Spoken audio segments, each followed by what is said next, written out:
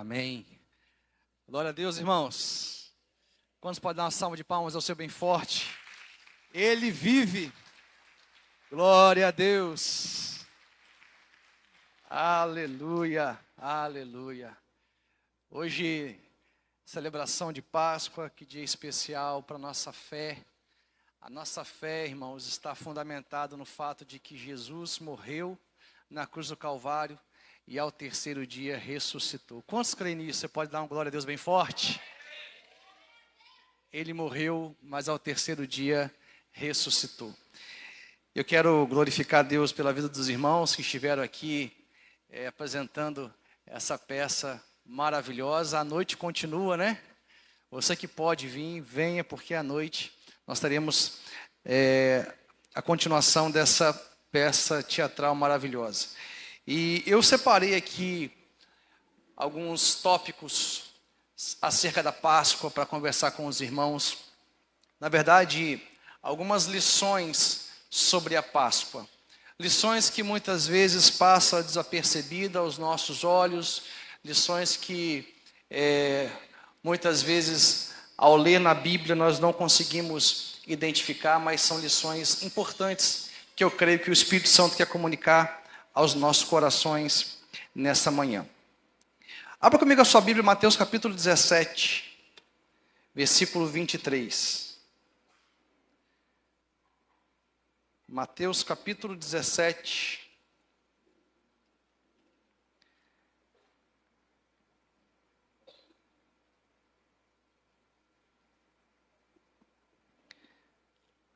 versículo 23. Esse é um texto em que Jesus está declarando acerca de fatos que aconteceriam. Ele está declarando que iria morrer na cruz do Calvário, mas que ao terceiro dia iria ressuscitar. O texto diz assim: o Filho do Homem está para ser entregue nas mãos dos homens, e estes o matarão, mas ao terceiro dia ressuscitará. Vamos ler junto? O Filho do Homem está para ser entregue nas mãos dos homens, e estes o matarão, mas ao terceiro dia ressuscitará. Irmãos, a primeira lição acerca da Páscoa que nós podemos aprender a partir desse texto é que a Páscoa revela um Deus que cumpre o que promete. Diga assim: a Páscoa revela um Deus que cumpre o que promete. Desde o Cordeiro Pascal no Egito, até o Cordeiro de Deus que foi imolado na cruz do Calvário, nós vemos Deus comprometido em cumprir com a sua promessa. A Páscoa, meus irmãos, é a assinatura de Deus na história do mundo. A Páscoa é a marca da fidelidade de Deus na história do mundo. Deus, desde o Antigo Testamento, apontou através do Cordeiro Pascal para Cristo. Porque o Cordeiro Pascal no Egito era uma sombra de realidade futura. Era uma sombra de uma realidade que estava se cumprindo em Jesus na cruz do Calvário. E nós vemos Deus, desde o Antigo Testamento, comprometido em cumprir com a sua promessa. Porque assim, meus irmãos, a Páscoa vai revelar um Deus fiel, um Deus que cumpre com aquilo que Ele declara, um Deus que cumpre aquilo que Ele promete. E a Páscoa nos ensina acerca da importância de permanecermos firmes na presença de Deus, para que Deus possa fazer a sua assinatura em nossa alma, em nossas emoções. Todas as vezes que você permanece firme na presença de Deus, toda vez que você permanece na expectativa do milagre, na expectativa daquilo que o Senhor vai fazer na sua vida, e você vê o cumprimento da promessa, Deus ele está assinando na sua alma com uma marca de fidelidade. E é isso que muitas vezes vai nos manter firmes, é isso que muitas vezes vai alimentar a nossa fé, para que a gente continue rompendo dia após dia. A Páscoa é a assinatura de Deus na história do mundo. Igualmente, a Páscoa é a assinatura de Deus na alma humana, onde Ele declara: aquilo que eu prometo, eu cumpro. Quantos podem dizer glória a Deus? Se Deus ele promete, irmãos, Ele cumpre. Ele não se esquece das suas promessas, Ele não falha no cumprimento das suas promessas. Jesus disse: ao terceiro dia eu ressuscitarei. Ao terceiro dia eu ressuscitarei. Essa é a primeira lição que eu gostaria de compartilhar com os irmãos acerca da Páscoa. A Páscoa vai revelar um Deus que cumpre aquilo que promete. Quantos que tem promessas de Deus na sua vida? Diga amém. Ele é fiel para cumprir. Permaneça firme para que você veja o cumprimento das promessas do Senhor. A palavra de Deus vai nos ensinar que quem crê verá a glória de Deus. Diga assim: quem crê verá a glória de Deus. Irmãos, a glória de Deus não é para quem não crê. A glória de Deus é para quem crê. A glória de Deus é para quem está disposto a permanecer firme. Só assim a glória de Deus vai te alcançar. A segunda lição que eu gostaria de compartilhar com os irmãos acerca da Páscoa. O teatro ensinou muito bem. Quando Maria e as mulheres chegaram no sepulcro, chegaram no túmulo onde Jesus estava, elas encontraram a pedra removida. E ontem, orando ao Senhor, isso me chamou muita atenção, ao ler na Bíblia que quando elas chegaram lá, de fato, essa pedra do túmulo estava removida. Essa pedra impedia com que pessoas entrassem no túmulo e, de certa forma, impedia também com que Jesus pudesse sair por aquela entrada principal. Ninguém entrava e ninguém saía. E importa a gente pensar, por que Deus removeu essa pedra do túmulo, da porta da entrada do túmulo? Ouça o que eu vou te dizer, essa pedra foi removida não para que Jesus não saísse, ou melhor dizendo, não para que Jesus saísse. Essa pedra, ela foi removida para que os discípulos pudessem entrar. Não é para que Jesus saísse, sabe por quê, irmãos? Lá em João capítulo 20, no versículo 19, está escrito que Jesus adentrou em um ambiente onde os discípulos estavam. As portas estavam fechadas e Jesus simplesmente atravessou a parede e apareceu no meio dos discípulos. Com o corpo ressuscitado, com o corpo ressurreto, ele poderia transpassar a matéria. Não havia barreiras, não havia limites que pudessem impedi-lo de entrar e sair de qualquer lugar. Jesus ele foi visto no meio dos discípulos, ele entrou no ambiente onde os discípulos estavam, mesmo com as portas fechadas. Ou seja, Deus ele removeu aquela pedra do túmulo, não para que Jesus saísse, mas para que os discípulos pudessem entrar e confirmar que ele havia vencido a morte, de que ele havia ressuscitado. Irmãos, a pedra que foi removida da porta do túmulo é para que eu e você, pela fé, possamos entrar neste lugar. Este lugar que outrora era um lugar de dor, de tristeza, de morte. E ali a gente comprovar com os olhos da fé que Jesus venceu a morte, que Ele vive, que Ele reina e que Ele voltará para buscar a sua igreja, para buscar a sua noiva. A pedra foi removida para que eu e você, pela fé, possamos entrar neste lugar e contemplar. Ele venceu. A morte não parou Jesus. A morte não parou Jesus. Ele venceu a morte. Ele ressuscitou ao terceiro dia. E essa era a preocupação de Maria e as mulheres que estavam indo ao túmulo. Em Marcos capítulo 16, versículo 3, Maria faz uma pergunta: quem removerá a pedra? Quem removerá essa pedra? Essa grande rocha que está na frente do túmulo? O que essa pedra, irmãos, representa? Essa pedra representa tudo aquilo que nos separa de Deus. Tudo aquilo que nos afasta de Deus.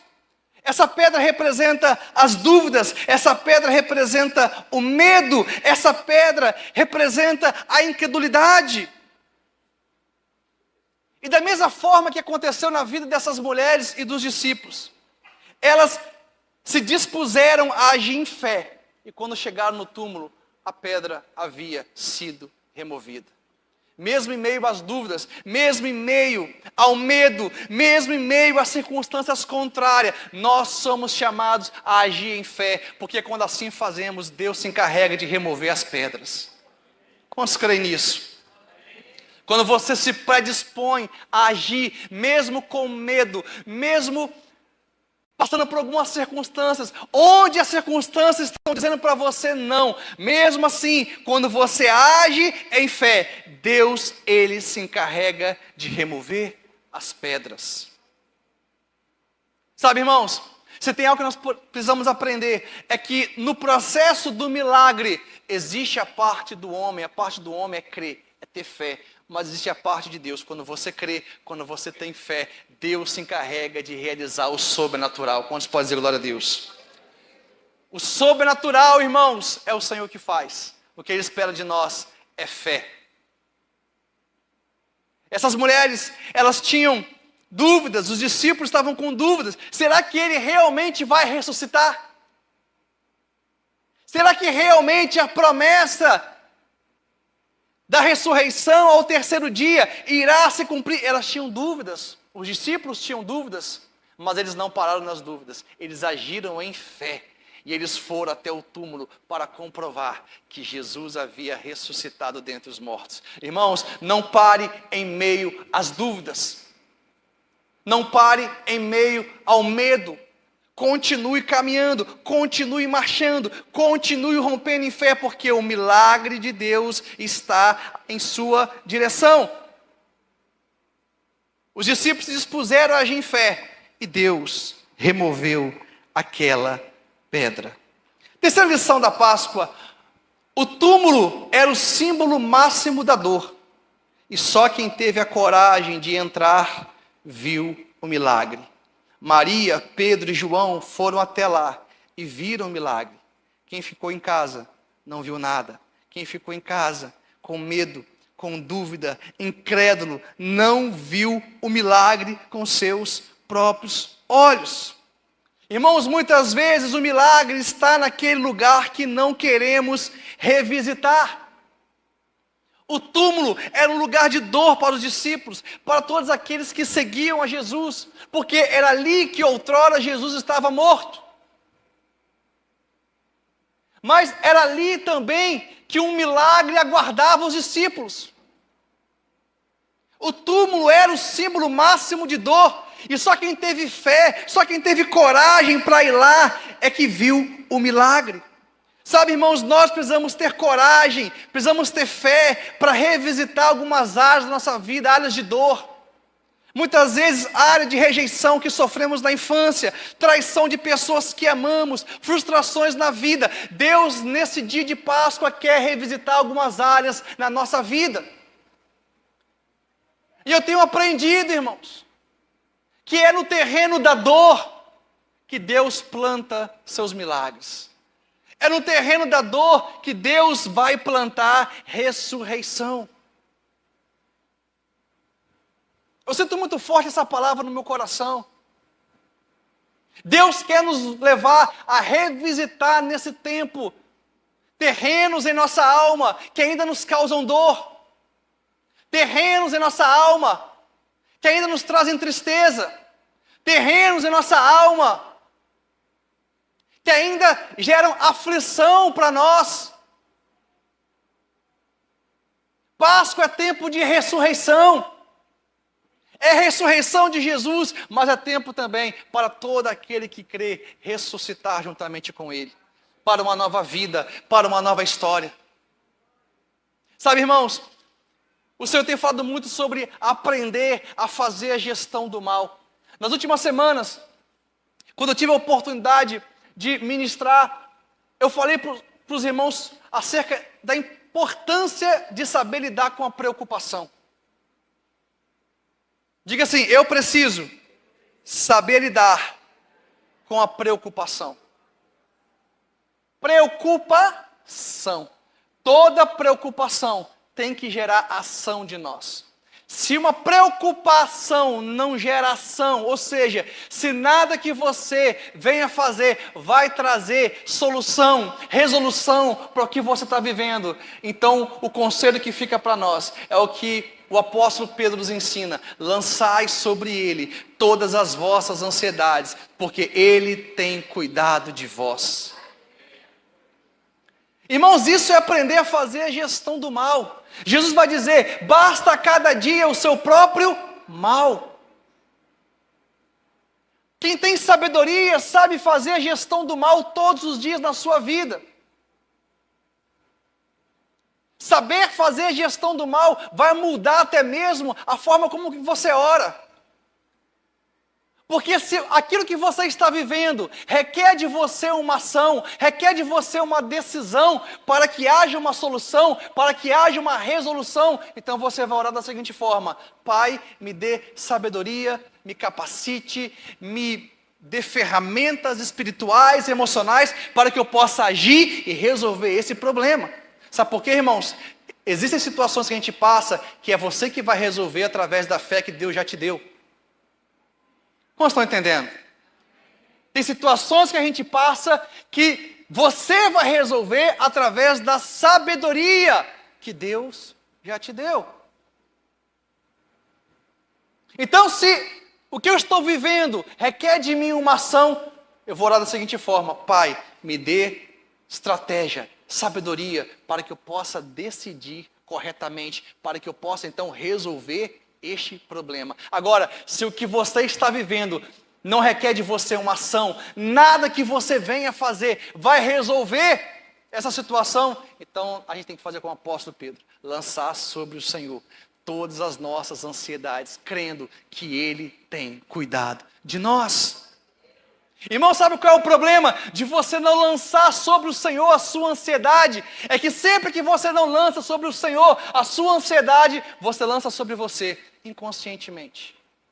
E é aí que a gente adoece, aí que a gente se entristece, aí que as doenças psicossomáticas nos alcançam. Porque nós não fomos chamados para carregar os problemas que tem que estar nas mãos de Deus. Tem problemas que cabe a nós resolver, mas tem problemas que a gente tem que colocar nas mãos de Deus, porque só Ele vai fazer. Quantos creem nisso? Não receba, não pegue para você, não carregue problemas, circunstâncias que tem que estar nas mãos do Senhor. Nós precisamos confiar em Deus, porque Ele tem cuidado de nós. E o desafio que eu faço para os irmãos essa manhã é: você está vivendo alguma circunstância contrária na sua vida? Se você estiver vivendo alguma circunstância contrária, pare e pense: cabe a mim fazer algo? Está nas minhas mãos a resolução ou está na mão de Deus? Eu já orei, eu já jejuei, eu já fiz tantas coisas e esse problema não se resolve. Então, irmãos, está na hora de você colocar isso nas mãos do Senhor e confiar que Ele cuida de você. Páscoa é tempo de aprender a gerir o mal. Páscoa é tempo de lançar sobre o Senhor as nossas dores, as nossas angústias, os nossos medos, porque Ele ressuscitou ao terceiro dia, Ele está vivo, Ele cuida de nós, Ele está no seu trono de glória, e nada que passamos pega Ele de surpresa, igreja. Quantos creem nisso? Diga amém. Pode aplaudir o Senhor com alegria.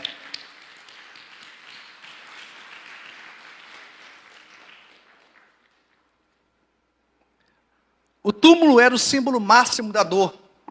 E só quem teve a coragem de entrar, viu o milagre. Quantos têm coragem de entrar hoje em áreas de dor da sua vida? em áreas de tristeza, de frustração, de decepção.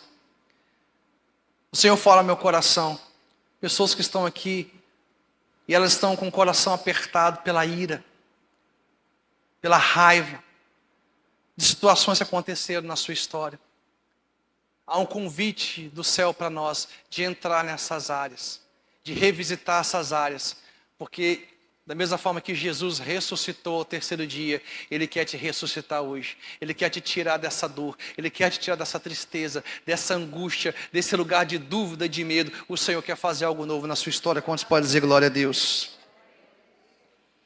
A quarta lição que nós podemos aprender com a Páscoa.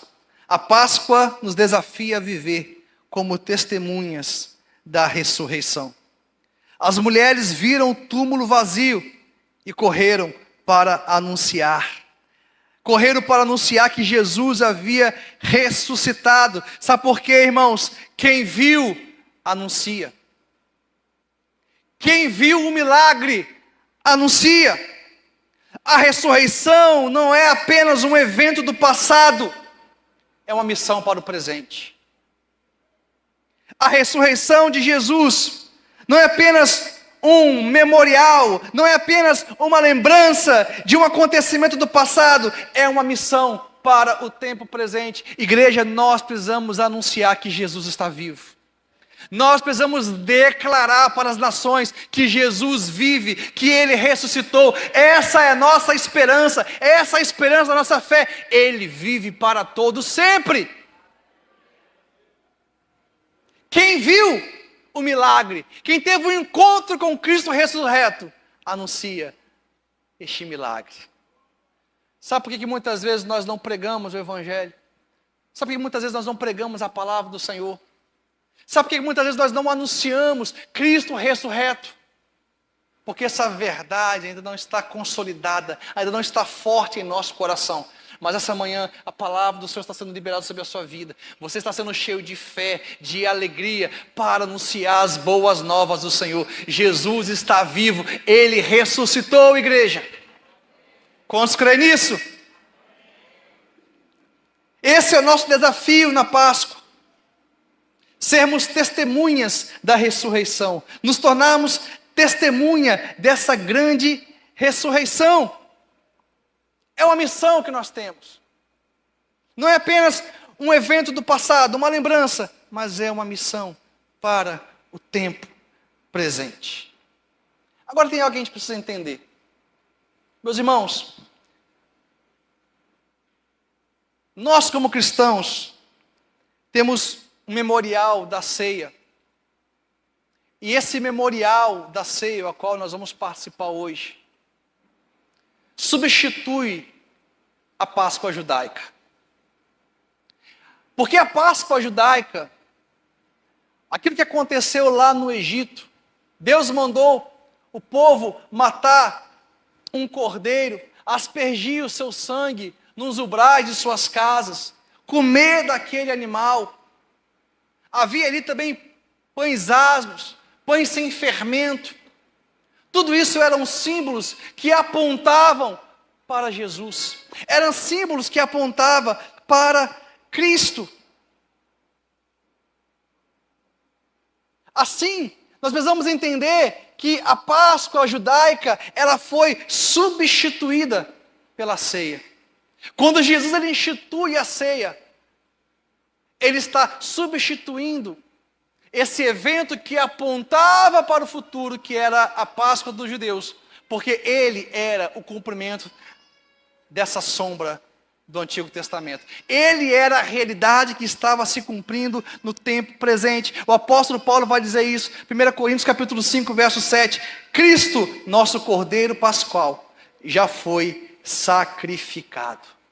Se Cristo já foi sacrificado, então isso significa dizer que Cristo, Ele é o cumprimento da Páscoa. De maneira simbólica a gente comemora a Páscoa, mas a Páscoa para nós, irmãos, é Jesus. Quantos podem dizer glória a Deus? A Páscoa já se cumpriu em Cristo Jesus. Por isso que nós não comemoramos mais a Páscoa como os judeus comemoram. Os judeus ainda estão aguardando um evento futuro de um Messias que ainda virá, mas nós sabemos que Jesus já veio, que a Páscoa já se cumpriu, e agora nós aguardamos a volta dele para nos redimir desse mundo tenebroso, para nos tirar desse mundo tenebroso e nos dar uma nova vida em seu reino. Quantos podem dizer glória a Deus? Cristo, nosso Cordeiro Pascal, já foi sacrificado. Em João capítulo 19, versículo 14, vai dizer que ele morreu na hora do sacrifício pascual. João capítulo 19, verso 36, vai dizer que os seus ossos não foram quebrados. Ele era perfeito, assim como o Cordeiro Pascual no Antigo Testamento também tinha que ser perfeito. E o seu sangue nos liberta da morte eterna. Páscoa, irmãos, é Jesus ressurreto. O Cordeiro de Deus foi morto na cruz do Calvário, mas ele ressuscitou ao terceiro dia. Jesus é a nossa Páscoa. Jesus é o nosso Cordeiro Pascal. E hoje nós vamos participar desse memorial, a ceia do Senhor, que é a nossa Páscoa. Quero chamar aqui os ministros de louvor nesse momento. Eu quero ler com os irmãos 1 Coríntios capítulo 11.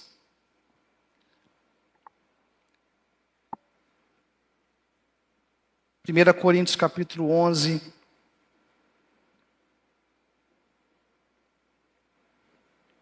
A partir do versículo 23, a palavra do Senhor diz assim: porque eu recebi do Senhor o que também lhes entreguei, que o Senhor Jesus, na noite em que foi traído, pegou o pão e, tendo dado graças, o partiu e disse: isto é o meu corpo que é dado por vocês.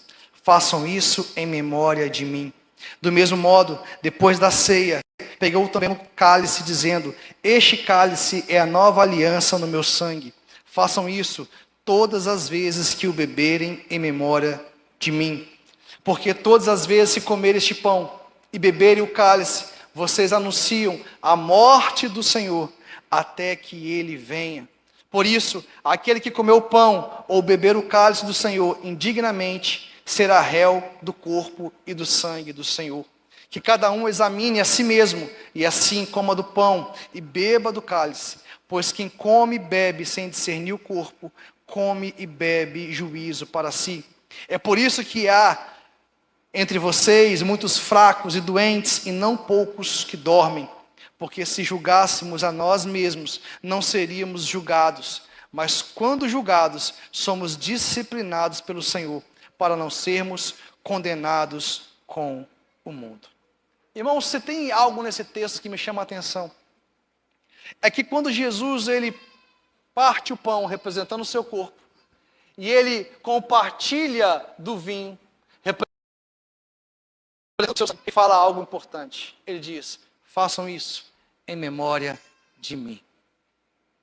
A Páscoa, irmãos, consubstanciada na ceia, é um memorial daquilo que Jesus fez por nós. É um memorial da obra de Jesus na cruz do Calvário. É um memorial da sua ressurreição. E ele fala: façam isso em memória de mim. Nós não podemos, irmãos, nos esquecer do Senhor. Não podemos nos esquecer de tudo aquilo que ele fez por nós. É muito fácil no nosso dia a dia, no trabalho, na universidade, nas relações interpessoais, na família, é muito fácil a gente se esquecer daquilo que Jesus fez por nós. E passarmos a viver uma vida longe dos princípios do Senhor, fazendo aquilo que o desagrada. Mas a ceia, a Páscoa, é um convite para nos lembrarmos de tudo aquilo que Ele fez por nós, para que a nossa vida esteja alinhada com o propósito dEle, para que a nossa fé nos conduza a um lugar onde nós iremos agradá-lo. Façam isso em memória de mim. O Senhor sabia que era muito fácil para a gente se esquecer dEle, em meio a tantas dificuldades, em tantas lutas, mas a exortação O que o Senhor nos faz é: não se esqueçam de mim. Não se esqueça do que eu fiz por vocês. Meus irmãos, a memória espiritual é o que muitas vezes vai garantir a nossa vitória. É você não se esquecer de tudo aquilo que um dia o Senhor fez por você. Não se esquecer de tudo aquilo que o Senhor já fez no seu casamento, na sua família, na vida dos seus filhos, nos seus negócios, tudo aquilo que o Senhor já fez no seu coração. A memória espiritual é que muitas vezes vai nos fazer voltar em gratidão ao Senhor. Como aqueles 10 leprosos que foram purificados de sua lepra e apenas um voltou para agradecer. A memória espiritual, a memória do que o Senhor fez por nós, sempre vai nos trazer de volta para esse lugar de gratidão. Mesmo em meio às dificuldades, mesmo em meio às tentações, você sabe que existe um Deus onde você tem que voltar para agradecer de tantas grandiosidades que Ele já fez na sua história. Quantos podem dizer glória a Deus? Quero convidar os irmãos a se colocar de pé.